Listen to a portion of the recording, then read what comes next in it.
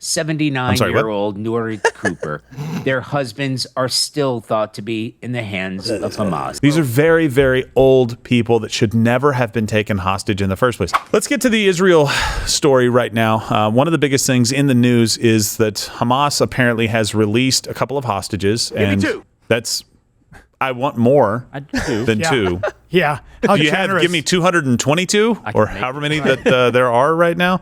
I think it's somewhere close to that number. But two elderly women were actually taken hostage by Hamas, and they were released last night. Out of captivity tonight, 85-year-old Yocheved Lifshitz, 79-year-old Nuri Cooper. Their husbands are still thought to be in the hands of Hamas. So... Wow. You saw the names. 79-year-old and 85-year-old were released to Egyptian authorities, and it says that their husbands are remaining in captivity. And basically, I think we were going to trade Ilhan Omar, Rashida Tlaib, and AOC, but Hamas took that as an act of aggression, and so they decided to release these two prisoners to us because they were tired of changing their depends. Look, these are old people. Yes. These are very, very old people that should never have been taken hostage in the first place. I'm willing to bet their husbands are old people as well. I don't think they married 25-year-old men that maybe it would make sense in a conflict to try and take off the battlefield. I don't think that's what happened. And I don't think you get a gold star for going and releasing people that you took hostage in the first place, especially in a lot of cases where you killed their children in front of them, or you killed other family members in front of them, or killed their neighbors right before taking them hostage. You're a bad person. You're bad people. You deserve whatever the hell Israel wants to throw at you. Now, that doesn't mean I'm for war. I am just for getting these people out and for Israel having the right to defend themselves. And if they got to go in and break stuff and shoot people in the head to get these people out, then so be it. All right. To be fair, that the woman they released was a peace activist, and her husband speaks Arabic and was very active for years in helping Palestinians in Gaza, spent time in Gaza, and knew people in Gaza. Do you think that's why they released them? Yes. They probably kidnapped them on accident. My favorite is apparently they were treated well, as in, we kept you in a spider web of tunnels, but we did give you a mattress and some pita. It's blood-stained mattress because, those are in short supply. But we had to kill half your kibbutz. Oh, my gosh. And then we took you. I know. I mean, it's unbelievable. Can you think of any other situation where it's like, yeah, we took them. Hey, we released them. We're good guys now. You're not good guys. You still hold 200 Israelis hostage from that October 7th attack. They said they released them for humanitarian reasons. Yeah, whatever. And by the way, 2 Americans hostages were released by Hamas this last Friday. 10 more Americans still unaccounted for here. So, yeah, still no gold stars. We send in whoever we need to send in. We break stuff, and you release the hostages. Or you just keep getting bombed, and you release the hostages. Right now, I think they're trying to say, we'll release the hostages if you stop bombing us. And I think that's a little bit silly, but we'll get to that in just a second. But do me a favor. Comment below. It's not just my opinion. What do you think we should do? How do you think we should handle the situation when U.S. citizens are taken hostage? Do you think we should just roll over and let things kind of play out? Do you guys remember what happened in Iran when that happened back in the 1970s? That didn't play out too well. No, I don't remember that. You don't? About Argo? What are you? What are you in your 30s? Part of Argo, that was a bit of it. I'm talking about the rest of the hostages that were held for, what was it, like 440 something days or 450 days? Yeah. Over a year, Americans were held hostage in Iran. Yeah. I don't think we play around with it. I don't think you negotiate. I certainly don't think you give $1.2 billion per hostage in the Iran deal that we did most recently. That's a really bad hostage strategy. I don't know. You tell me what you think. I don't think we play around with hostage takers. I think every time they take hostages, they need to know that the most sophisticated military force that the world has ever known is hunting them down. I think that's a really good motivation. You're talking about taking the profit out of that behavior. Yeah. So if there's profit, I'm talking about taking the life out of that behavior. Yeah. To be more specific, put a finer point. Right. We're going to knock the wind out of you permanently. Yes, permanently. You'll never breathe again. Yeah. Good. So, Hamas actually has a hostage-taking strategy lane. Like, this is something that you guys kind of pulled in, and I really appreciate it because I hadn't seen this. I've been looking for it on this. And right now, CNN can only trip over their smiles about how happy they are that Jenna Ellis pleads guilty in the Georgia election case to kind of strike a plea deal. And they're trying to make this like, people are flipping on Donald Trump. That's not exactly what's happening. We'll get to some of that over the next few days as more information comes out. But there's a hostage taking strategy. This is part of their game plan, right? So they have an abduction manual, they being Hamas, and it was obtained by the IDF, and it basically highlights how important taking hostages is to the overall strategy, right? So here's a few things that would be found in this document, right? So it's binding instructions, which you have no need of. You know very well how to bind someone hand and foot. Yeah, because willingly. I train in jiu-jitsu. Yeah, I don't think that's what I was talking about. Sorry. Also, live streaming instructions. Like, what is this? A TikTok manual here? I don't really understand that. Like, make sure the lighting is on. And the last part, this is kind of chilling. If somebody is a problem, kill them. Kill the problematic people. Jeez. This is part of what they do. This is part of their existence, is taking hostages. That's like when you get these people on the internet, like this Jackson Hinkle doofus that keeps saying this is all propaganda by the IDF. It's not. We're seeing the live footage that has been released by Hamas on their telegrams, on their TikTok, wherever they're putting it out.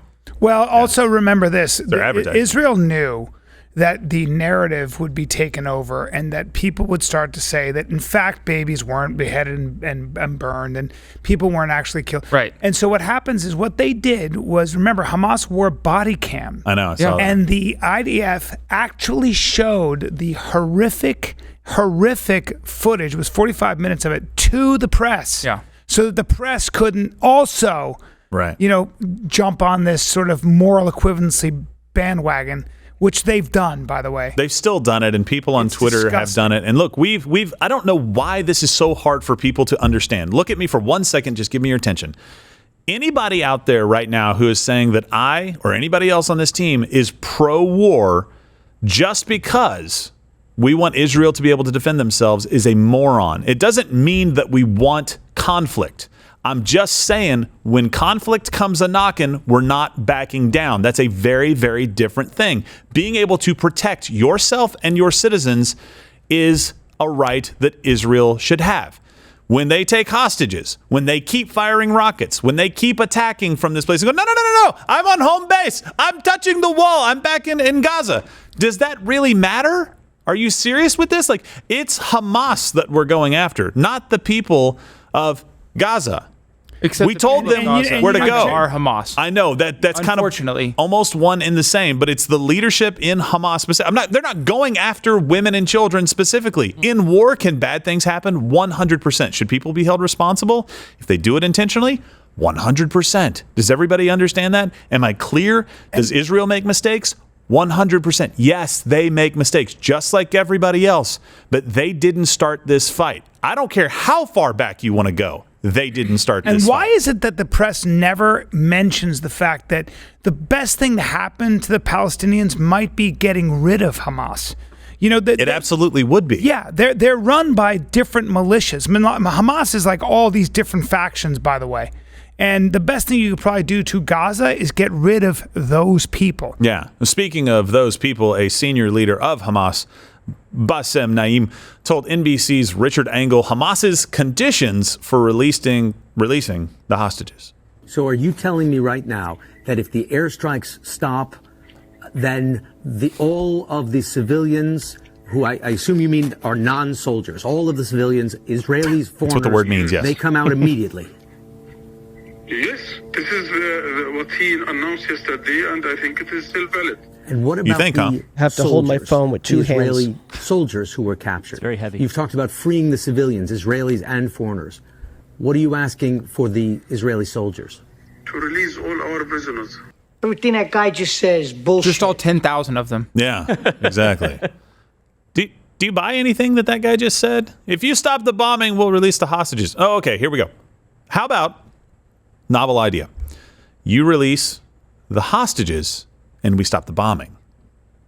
How does that sound reasonable? We'll stop shelling you for a little while. You release the hostages, and then we'll take this to whatever level we need to take it to make sure you guys never do this again. But for now, let's just get the hostages. Or get in a time machine and go back in time and don't take hostages. Right, in the first place. And kill a bunch of children. How's that sound? What did you think was going to happen? Hot Tub Time Machine.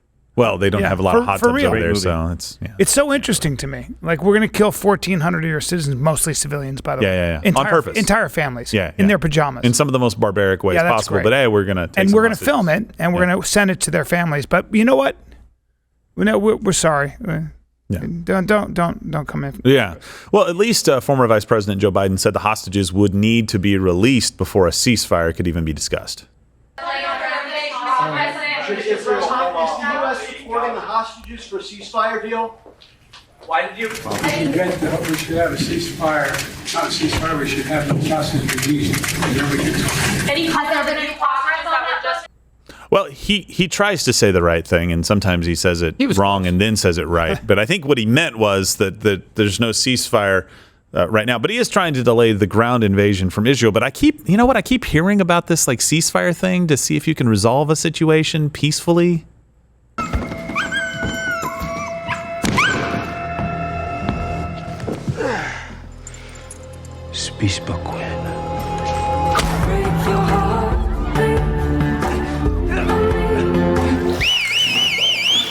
Hey, ceasefire, everyone calm down. Hey, ceasefire, calm down, guys. Yeah, I don't think that's going to work. No. I love that John Wick, just to put the fear of God into him a little bit more, shot the other guy in the head first. When he could have killed him, he's like, no, you need to suffer a wee bit more. I kind of think that's what should happen to these barbaric animals that took the hostages in the first place. I think that the big thing that's really being undervalued here that needs to be discussed, that needs to be handled, is the Qataris in this situation. Yeah. The US, it will be. Now, well, it's not being right now. The U.S. needs to go in there and be incredibly firm with them. They say, you turn over this leadership of Hamas, you get the Hamas leadership, Ismail Haniyeh, in your Four Seasons hotel in Doha to say, you release these prisoners right now, or these hostages, or you're going to be extradited to the United States. But Lane, I think what's really going on is that the Iranians are being but the problem here is and I think the Israelis are. I think so. The Israelis used to make a distinction between Hamas's political wing and their military wing, and now they're not. So anybody who is part of Hamas's political wing or military wing, including those in Qatar, are on what's called a hit list.